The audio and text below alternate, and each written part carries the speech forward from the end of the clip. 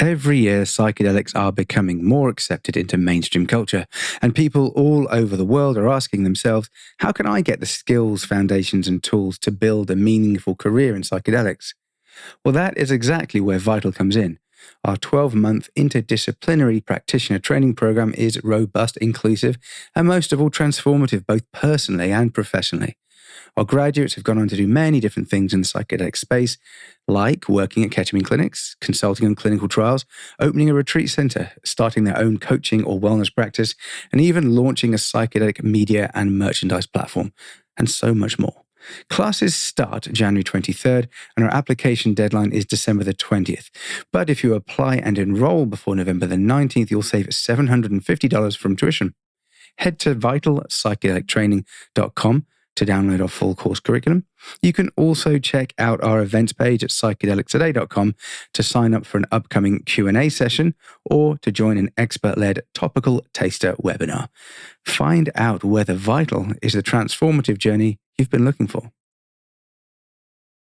Hey everybody, what's up? It's Joe here. Just wanted to let you know about an upcoming class we have going in Denver. We're actually producing a Navigating Psychedelics 2-day edition for all of you out there that want some in-person ed. So we just ran it in Miami, and it was an amazing success. And we're going to do it again in Denver on November 10 and 11. And we would love to have you there. If you want to learn about it, psychedelicstoday.com/events. We are going to run through 2 days of material. We're actually even going to give you an impressive breathwork experience that hopefully helps you understand that experience and how it's useful. So anyway, go over to psychedelicstoday.com/events to learn more, and we would love to see you there in Denver.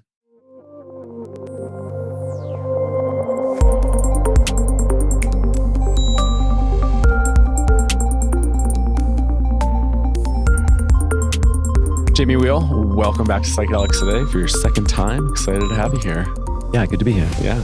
How's the conference going for you so far? It's been fun. I mean, it's been sort of frenetic and one thing immediately after another for the last few days, but it's been great to see a bunch of old friends and colleagues. Yeah. And great to also just get to connect with, folks and readers of the stuff we've been putting out and just jumping into some catch-up conversations. I think that's some of the best parts around these conferences. Get to see old friends, make new friends, connect with fans and supporters. So yeah, I'm loving it, having fun. So you gave a talk this week, and you mentioned that it was kind of like the pitfalls of the psychedelic movement, and would love to just hear a little bit, an overview. Unfortunately, I wasn't able to come see it. I haven't been to any talks. I've been podcasting or at our booth. So yeah, I would love a little overview of your talk.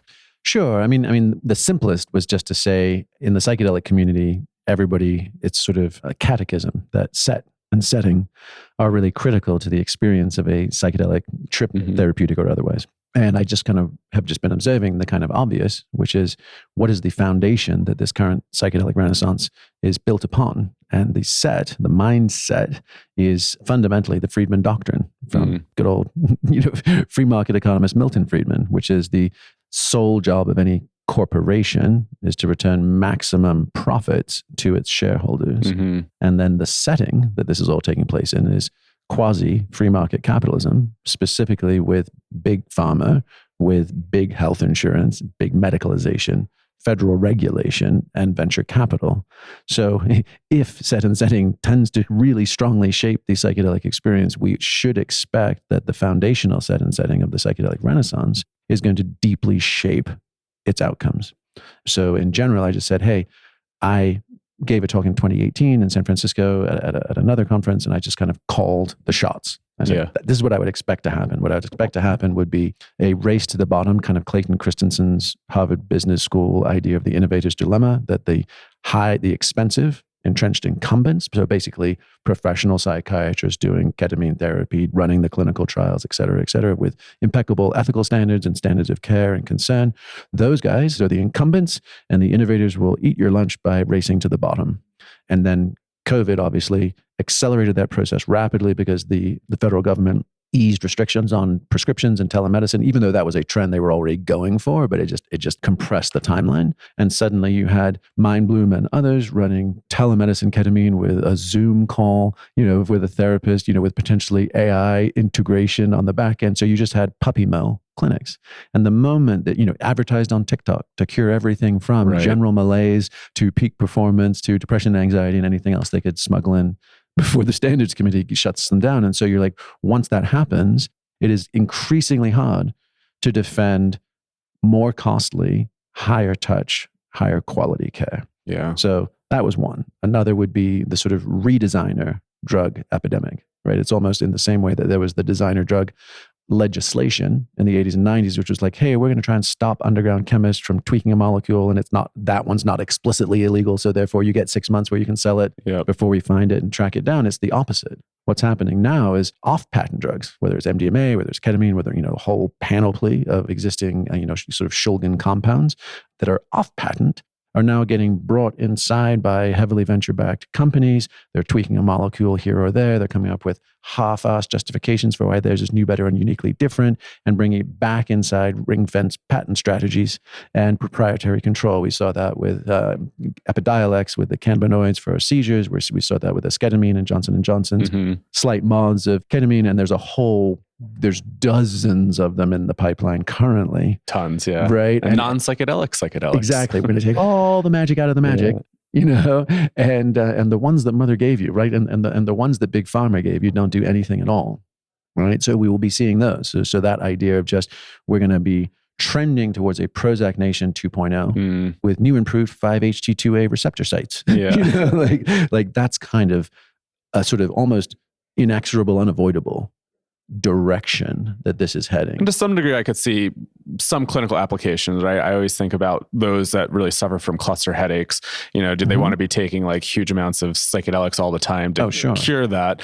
Or, I was doing some ketamine therapy in the past, and it was really nice to have a short 2-hour session instead of thinking about 6-8 hours and thinking about accessibility. So, yes. I think from some clinical perspective, some of that biotech is important, but yeah, I agree. It's just probably going to get really absurd and patent wars and all that stuff. Yeah. So basically I was just pointing out, hey, in the last 4 to 5 years, we've gone from the top of the hype cycle. We're starting to head down to the trough of disillusionment, the sort of the Gartner hype cycle model. And we've kind of seen that with the decline of some businesses. We've seen the blow up of businesses, so the loss of that vaunted shareholder value, right? We're setting out millions of dollars on fire on, overhyped promises. We're also seeing the backlash to too easy prescribed ketamine access, as many people coming out of COVID. Tony Hsieh was a tragic poster boy for that, but there have been hundreds to thousands of others. There's been, Rolling Stone and other places have been starting to write those more critical pieces of like, oh, whoa, okay, the other shoe is dropping. Yeah. And this isn't all jolly hockey sticks for everyone ever. People are having renal failure, they're having digestive things, they're having addictive behaviors, they're having suicides and overdoses. Like, this is not just simple panacea. And my prediction would be is that we'll hit the trough of disillusionment. We'll bottom this thing out somewhere between 2027 and 2030, because that will have been 2 to 3 years into more widespread distribution, application, and more patients. You will go from psychedelic initiates to the psychedelically naive to the simply clinically desperate, treatment resistant. And as we move through all of those pipelines, it's all already happening. None of this, it will be new, but the situation is happening. There's that people who have been suffering, who are sort of not in any transformational or counterculture, right? Maybe quite mainstream or conventional. They've had treatment-resistant mental health issues, but they've seen all those puff pieces saying that a magic clinic in Jamaica or a magic clinic in Costa Rica, or here's a celebrity who's testifying from the rooftops, or here's these impeccably credible institutions like Imperial and NYU and UCSF and Hopkins saying that, or Michael Pollan saying that this is all okay. And I just saw the documentary on Netflix. So, oh my God, I've been searching for the cure. I haven't found the cure. This is going to be the cure. And then they go and have those experiences, which by design are somewhat destabilizing, somewhat paradigm stretching to shattering. And then quite often still realize they have that lump of coal in their guts. And now the peak of hope is replaced by utter despair. And many folks come out worse off than they were before. So between that and between the fact that the human condition is sort of infinitely confounding and irreducible to single hits and quick fixes, we will have something. Now the key there is that I think that, ironically, the Prozac Nation 2.0 model, right, the medicalization of the psychedelic experience, on the one hand, it will absolutely wring most of the magic out of the experience that has been The whole point and premise from the Eleusinian mysteries, from ancient shamanistic traditions, the whole point was the magic. Yeah. Prozac Notion 2.0 will defang that, will denature that.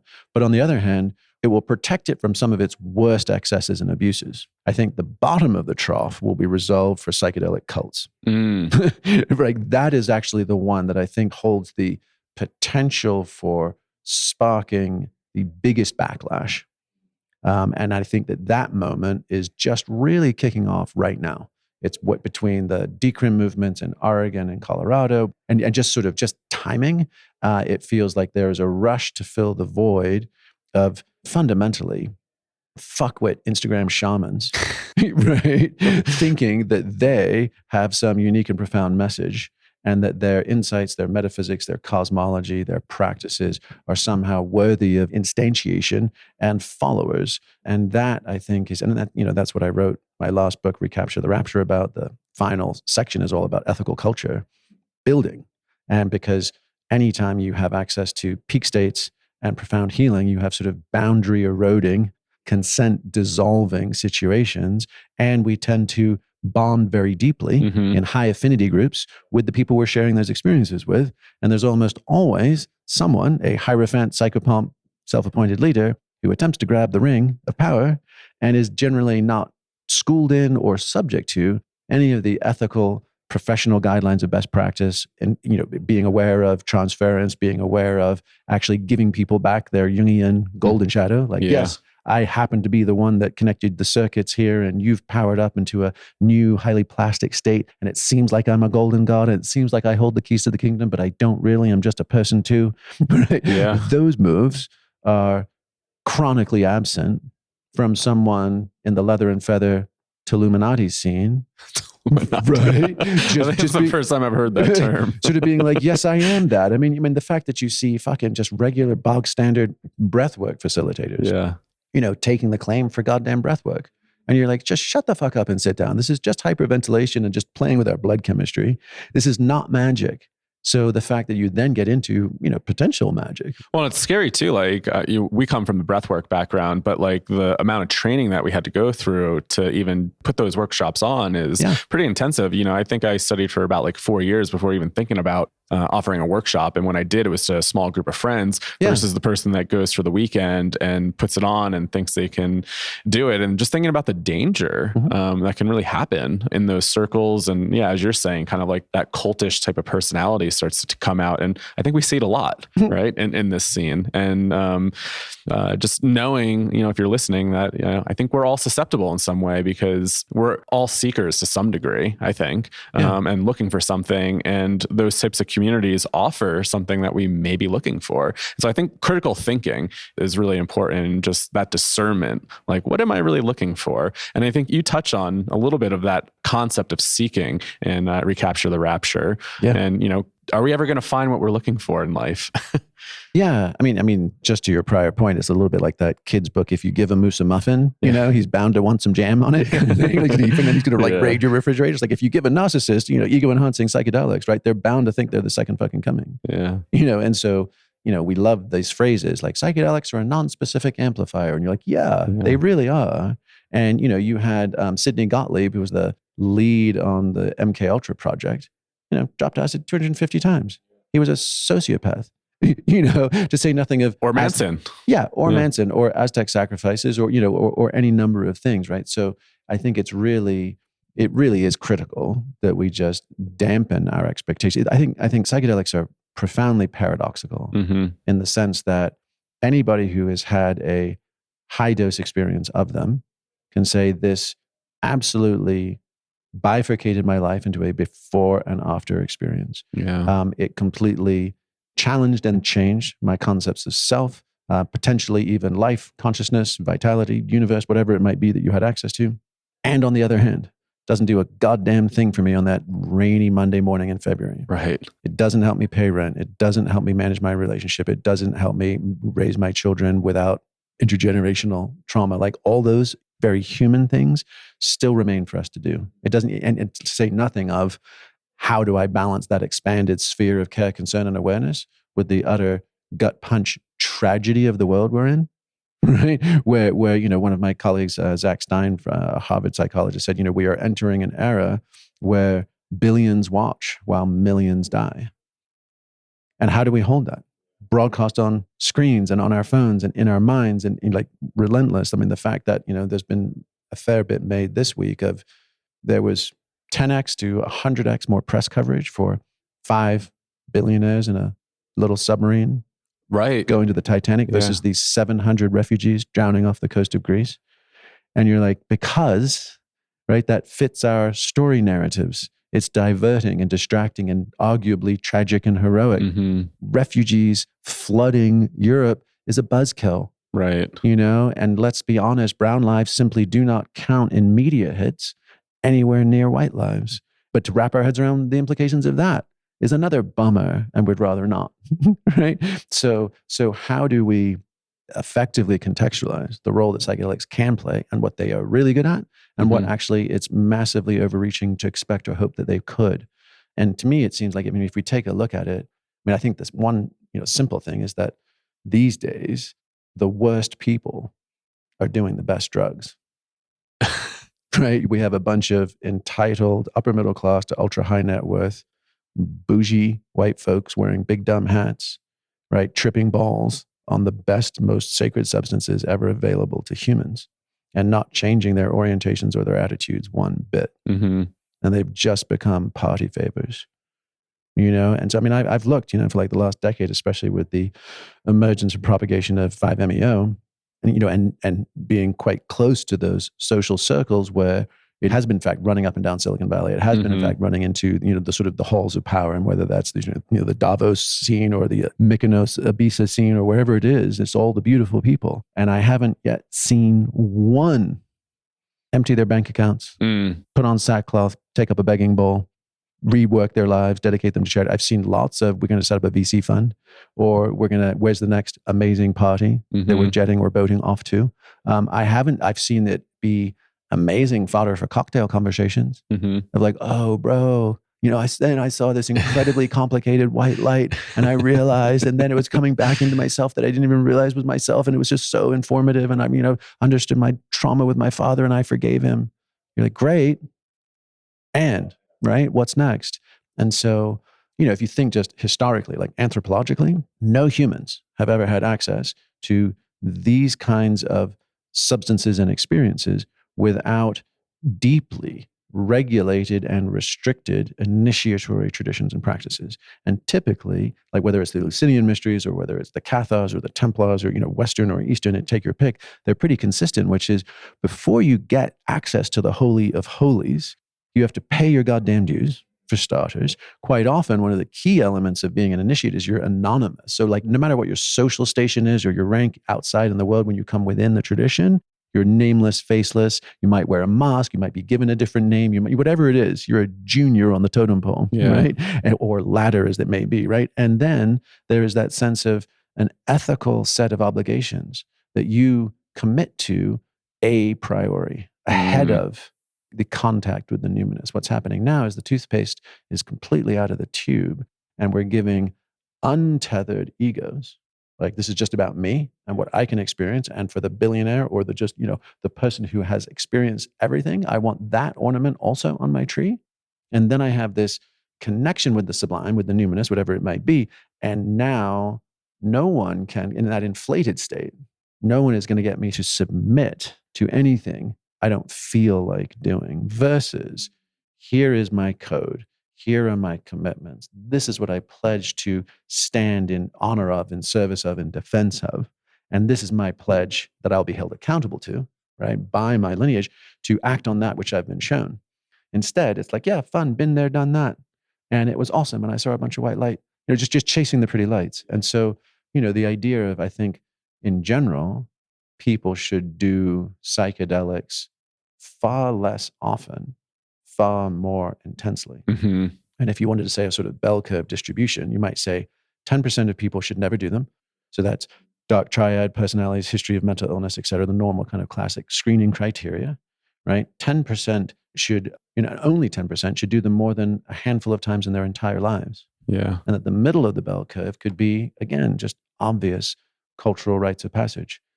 adolescence to adulthood. We have confirmations and bar mitzvahs that don't work a damn, but like a welcome into community, into the world, into responsibility, marriage, death, and at a barest minimum. And, if you think of my advisor in grad school was Vine Deloria Jr., so he was a Lakota elder lawyer, wrote Custer Died for Your Sins, defended Leonard Peltier, really kind of one of the icons of 20th century American Indian politics, law, defense. And he was describing their ceremonies, and the Lakota warrior vision quest and those kind of things. And you think about it and you're like, okay, that was a one and done. Right. That was a one and done. You're like, they sat up there for their 3 or 4 days. They waited for, some kind of communication with great spirit in their terms, then spent the rest of their lives mulling it over and attempting to live up to and into it. They didn't be like, oh, bro, it was so sick. And then this eagle came down and it landed on my arm. And then there's I ate this rattlesnake and it was fucking rad. And then this shooting star right when I was jerking off. Boom, I'm so fucking nuts. I'm going to go back and do it again next weekend. We got to bring a posse. That is not how it went, right? It was kairos. It was access via ritual, ceremony, privation, sleeplessness, fasting, whatever it would be, to get access to kairos. And then, so the deep now, sacred time, bringing back a thimbleful, right, of that magic, and then using it to power and guide and inform our lives here in Chronos.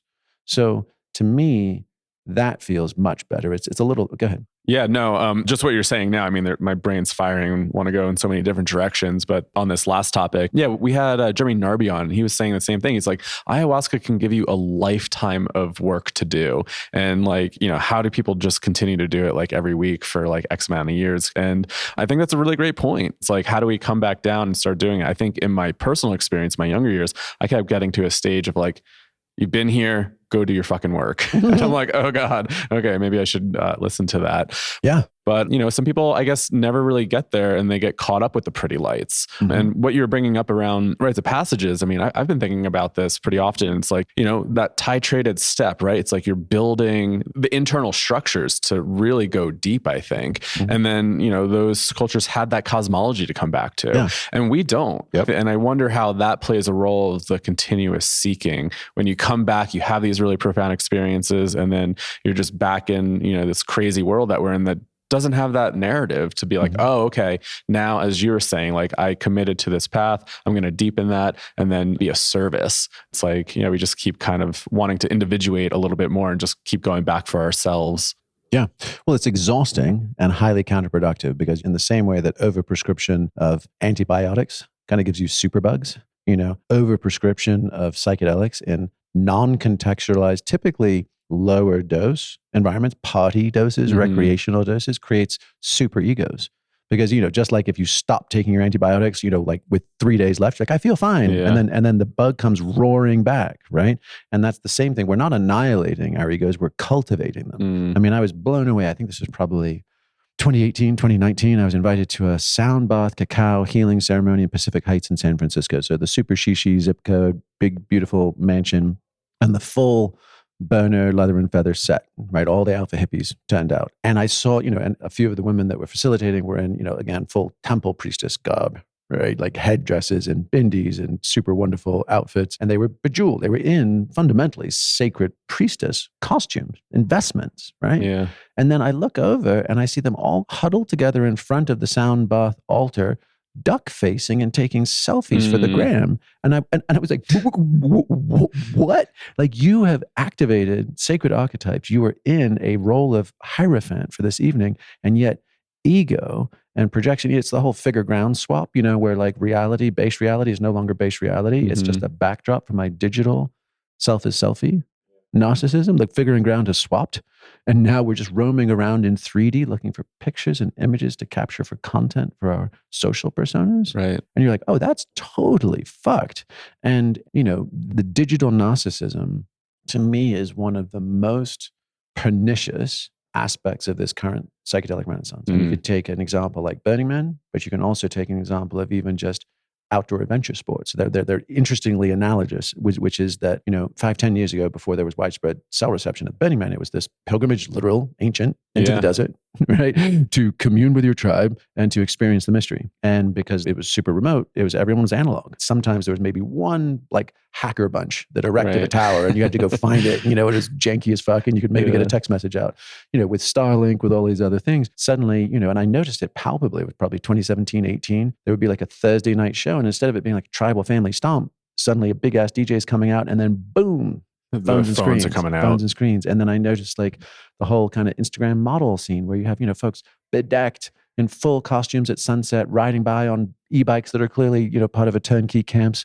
stable. And they're like glazed eyes. They're not looking, meeting, and interacting with everyone on their street. They're not playing the call and response sort of participatory theater games that were such a huge part of like knitting the community together. They're like on a beeline, like I've got 10 minutes to get to the golden hour, to get to the place on the deep plyer where I can have the backdrop of that art piece to capture my shot.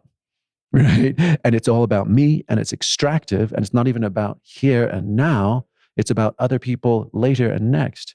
So what that does is it has this capacity to, even if we're playing with all the techniques of ecstasy that can authentically shatter egos, shatter socially identified selfhoods, et cetera, bathe us in, the waters of grace, whatever it might be, the skin of hyper-refracted ego is closing in over those experiences. The same with some social media influencer going on an ayahuasca retreat down in Peru. And they made a big deal about broad posting their dietas and posting their trips and travels. And then they've got this like snot-nosed, ugly cry Blair Witch video. I'm like, I've just come out of my ceremony. I've just realized I'm a total piece of shit and I've been lying to you for 3 years. Family, hey there, tribe. And click on the link, comments below. Get my Star Codes workshop next month. Like what the fuck is going on here? And again, not so that it's just like throwing shade at the current loopy scene, but like you're seeing it even in big nature and action adventure sports. Like absolute punters are going places they have no place going, whether it's waterfalls, whether it's canyons and cliffs, whether it's mountain edges. Our friends in Aspen. And they're like destroying the environment. You see, they come in litter. And they're geotagging it and it's getting mobbed. And whether it's beautiful wildflower meadows or sunflowers or anything, once again, figure versus ground. Anything that's a backdrop to my digital narcissist life is consumed like locusts. And Capitol Peak, which is near Aspen, is this epic peak and it has a final knife edge ridge to get to the summit. And there's a bunch of dumbass YouTubers who have taken pictures of themselves on it, but it's literally like shimmying along a knife edge ridge and it's like thousands of feet on either side drop. So you get people going up there with no rock shoes, no harnesses and ropes, no experience. A couple of Mays ago, 15 people died in the month of May, June. And what was even worse, because in some respects, that's just Darwin Award territory.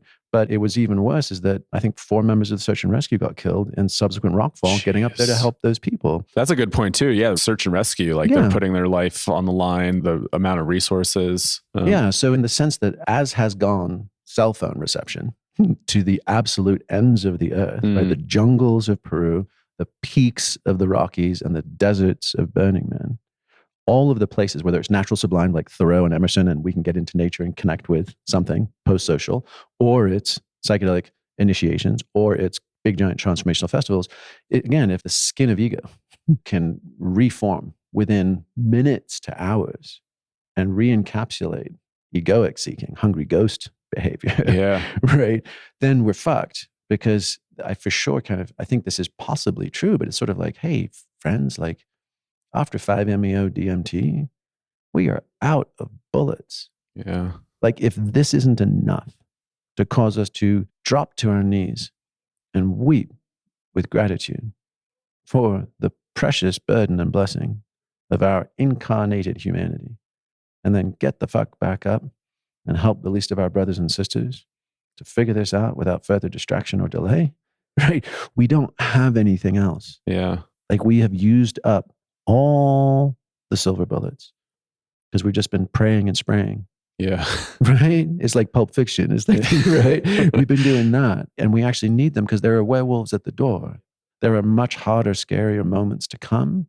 And, as we can see, whether it's even just this recent El Nino cycle, the crazy overheating in the North Atlantic, like we know all of the things. We kind of got a bit of a respite with a fluke La Nina weather cycle for the last 3 years. There's like, it's snowing and it's amazing snow years and it's pretty cool. And like, oh, what me worry? I was freaked in 2018, but I haven't really thought about it for a while because we were in whacked out conspiracy land culture wars and lockdowns. But oh, fuck yes, this is still happening. And there's research showing that, in the next decade, 1/3 of humanity will be outside of habitable zones. It's crazy. Yeah, the displacement's going to be huge. And then where are people going? And then where are people going? And how are we doing this? So these ideas, like, I love and appreciate. I think there's an 80-20 on both psychedelic experience and any kind of personal growth work, that you get 80% of your ROI on your initial 20% of experiences. And then it flips, but we don't know it flips. We just keep chasing the dragon. And it flips to now I have to spend 80% of my time and money, right, to chase a long tail 20% of my imagined perfectibility. But that's actually a fool's errand. And it's clearly like neoliberal, narcissistic, consumptive. It's all of those things versus, I got that 80% hit with my initial investment, right? Now that's enough for me to kind of boot up, look around, enhance perspective, probably some truth serum, where am I banged up, fucked up, need to make amends, and potentially, hopefully, a little bit of what's mine to do. Where is my calling, vocare, my vocation, not my job? And can I just start living into that now versus, my journey, right? Which is a never. Well, how do you differentiate my journey versus my calling? Well, I think generally, obviously, these are words and folks think of them in different ways. Yeah. But in general, when I hear people talk about, like, when my journey began in 2017, you're like, oh, shut the fuck up, right? Like, it's typically inward. It's typically about healing. It's all the vernacular of our moment, right? But we've reached peak trauma, and even the notions of ancestral trauma. You're like, okay, neat. Epigenetics, yes. Yes, there is clear, fascinating, but early evidence on the passage of both psychological and physiological adverse impacts through generations. And in fact, it even sometimes seems like prior generation suffering can actually result in more robust health outcomes for your current generation. Like, there were some Scandinavian studies on, like, grandfathers who had gone through periods of famine and puberty, and then, grandsons having more robust cardiac, pulmonary health, et cetera. So, like, fascinating, interesting research. It was like building more resiliency. Yeah, exactly. Like inoculating ourselves to be stronger because of the suffering of our forefathers, right? Which is really, it's beautiful practically and sort of philosophically, right? Yeah. But in general, I think part of the fetishization of ancestral trauma these days is like, oh my God, you mean I've got a never-ending bucket of this shit to wade through for the rest of my life and say it's the most important thing ever? I'm not just doing my work. I'm doing the work. I'm doing all of the work. Like, sign me up. Not, hey, my ancestors suffered under conditions 10x to 100x worse than anything I've ever even thought of. Thank you and God bless. And I get that you were banged up. I get that you were stunted emotionally. I get that you were repressed. I get that you were controlling. I get that you were somewhat fear-based. I get all of that stuff because of what you had to come through that I didn't. Thank you so much. I'll take that little spark from here. I'll turn it into a fire, right? We will light the way. Infinite gratitude. It's much more like, hey, you passed on these wounds and I feel all sad inside and I'm having to work on forgiveness for you. It's like, fuck you, you self-oriented little shit. Like, this kind of stuff is just, it's ludicrous and childish, given all of human history up until the last 50 years of the Pax Americana, where we just happen to be living in this bubble of stability, prosperity, and carbon-fueled hyperabundance, right? And also, back to, there's storms on the horizon. Like, I think it's far less that we all get to go on these infinitely regressive, personal, inwardly reflected, isolated, solipsistic healing journeys. And it's a little bit more like the Matrix. You're like, good news, we're unjacking you from the goo, and you can learn kung fu in virtual reality and maybe even fly. Bad news is the fucking machines are coming tomorrow night, right? So have a bath, check into the honeymoon suite, hugs and high fives, welcome home. Welcome home. Like, enjoy a long weekend if we got it, right? And Monday morning, report for goddamn duty. We're all needed. Yeah. We really are. Just talking about, like, ancestral traumas, something that just kind of popped in my head, just thinking about resiliency. Like, I'm a trauma-informed therapist, or trained as a trauma-informed therapist. And I understand creating, a safe place to really process that. But I also worry too about creating too much of a bubble and too much safety, because we need to get activated to then understand our nervous system a little bit more. And if we're not putting ourselves in those situations, then we're not really kind of then learning how to self-regulate when we're getting triggered all the time. And I think that's really important. And I had a friend that, I forget who he was talking to, but this was like I think when an earthquake hit Nepal, and I think they were just saying like, oh, I don't have time to do like more inner reflection. And then I think the person they were talking to, like, thinking about those people in these places where they don't have time, they're in survival mode like all the time, right? And like, they're not thinking about that. And just thinking about the culture that we're in, where we're like constantly creating these spaces to go inward for our own self instead of thinking about the larger community and like what our role is. And it's just an interesting time in humanity. Like, when have we had this much time to really just cultivate like our own self-development? And I'm all about it too, trained as a therapist. I believe in that, but also challenging it too at times, I think is important. Massively. I mean, and by the way, I think we're out of time. Yeah. Right. I mean, we've had 75 years, from the baby boom, from the Beats and the baby boomers, the age of Aquarius, through the me generation, right? Through the entire evolution of new age, self-help, personal growth, all of it into the full bore batshit expressions that we're seeing now via social media, and Insta shamans and life coaches. We had a good run, folks. This is as good as it got, and we're out of time and we're out of bullets. So if the people who have had access to the most progressive and most potent healing and personal growth tools are still a bunch of self-absorbed spineless fuckwits, right? Then it's time to actually move out of that play and get back to the front lines. I mean, I read a piece in the New Yorker by the Uyghur, I suppose he was a sort of national poet for the Uyghur community. And he just wrote this harrowing story. I mean, both writing amazing, incredible artist, but, and then the Chinese suppression and how he just through the skin of his teeth was able to smuggle his family out. And now he's an Uber driver in DC, right? Incredible talent like that, and profoundly grateful to be here. We just had an Uber driver. I mean, not that this is all a theme on Uber drivers, but we just had, it was actually a Lyft driver, but we were going to one of the shows here at the conference, and we took a ride, and it was a young Ugandan kid, and he was whip smart, super funny, and was just razzing us about this conference and what we were doing and what we were up to. And we were just kind of having this fun banter. I was like, well, actually, what's your actual Ugandan name? And he shared it with us. And I said, how on earth did you get to here? How did you get to Denver? And he said, actually, I was incredibly lucky. He said, this was Coney, the warlord back in 2012, 14. He was a young kid at the time. He fled. He lost his parents in the conflicts. He was pulled into a totally traumatic orphanage. He was like, I have to get out of here or I will die. He flung himself on the streets and just hustling. He's like, I was lucky. I made it to Kenya, to this 250,000 family, not even people, 250,000 family, the largest refugee center in Africa. And he's like, and I was lucky there too. One of my buddies came when he was 2, didn't get out till he was 20. He says, I only spent 3 years there. And then I kind of won the lottery and got placed here. And you're like, those are unsafe spaces, right? Those situations need trigger warnings. The campus of Princeton does not, right? And when you have people like the Uyghurs, like displaced folks, like so many people in the global South fighting heroically to keep their lifeways intact, to keep their families intact, sometimes just their lives, their land, all of it. And we're wrapping ourselves around the axle of the infinite regression of postmodern political correctness. It's like no one else in the world would even remotely understand what we're talking about compared to what you said, right? That like mercy is a business, but we all got to eat. And as we experience a increased destabilization, and whether that's, we've got less than 30 harvests left in the collective, topsoil of the world, to oceans, to all of the things that we're looking at, you're like, we're going to need to be way better in much harsher conditions. Yeah. We can't be constantly pampering ourselves into bubble-wrapped existences because the world's a lot pointier than that. I remember when COVID hit and like the supply chains were shutting down, you couldn't get, certain foods in stores. I started gardening a bunch. And then I was like thinking, man, if the world gets any shittier, I will not survive because I don't know how to survive in nature like this. Like we're so dependent on everything. And it really got me thinking like, man, I don't know like where the natural medicines are. Like if I can't go to the store, you couldn't get Tylenol and stuff like that. And you're just like, how are we going to, move forward? And it was like, oh yeah, we need a lot more of these harder skills. Yeah. And I think that's really important.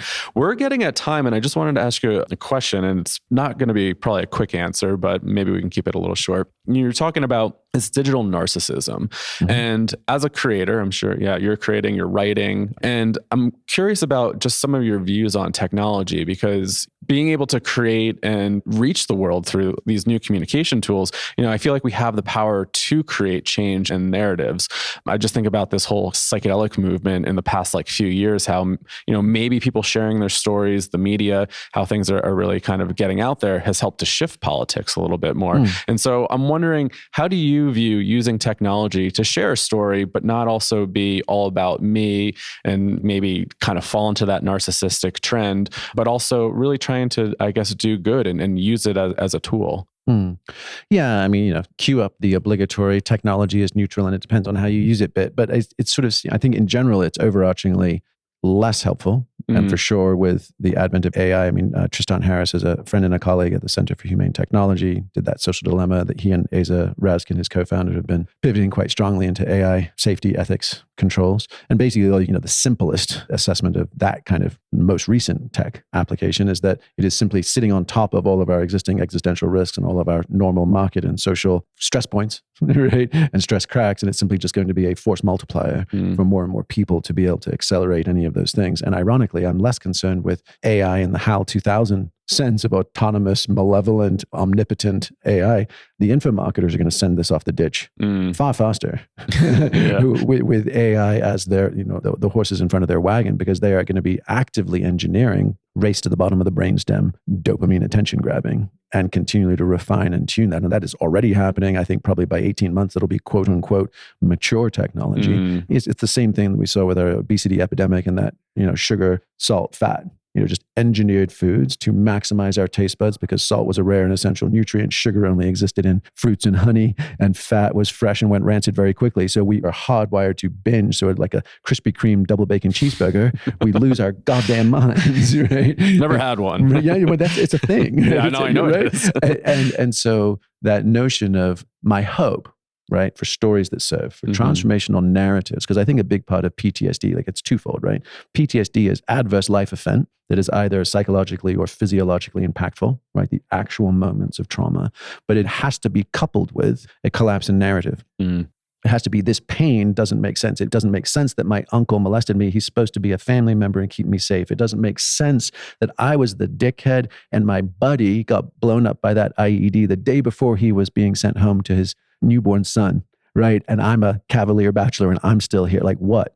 So it's a narrative collapse that creates the perpetuation of trauma versus our ability to have post-traumatic growth. So we need stories that serve. We need stories that are real and true, that accommodate and account for the real world on the ground, not just Pollyanna bullshit like spiritual bypassing, but that also provide radical hope for our ways forward. And my sense is that what I deeply geeked on and may put some real effort and time into with some friends in the coming years is, you might have heard of the term stochastic terrorism. It's basically where for instance, Donald Trump going up there, murderers and rapists and brown people. And then some guy all on his own just comes to the idea, I'm going to take a rifle to a Walmart in El Paso, right? Yeah. Or Bin Laden going on YouTube and saying the infidels are doing this. And somebody all by themselves puts dynamite in their shoes in Canada, right? Like that's stochastic terrorism.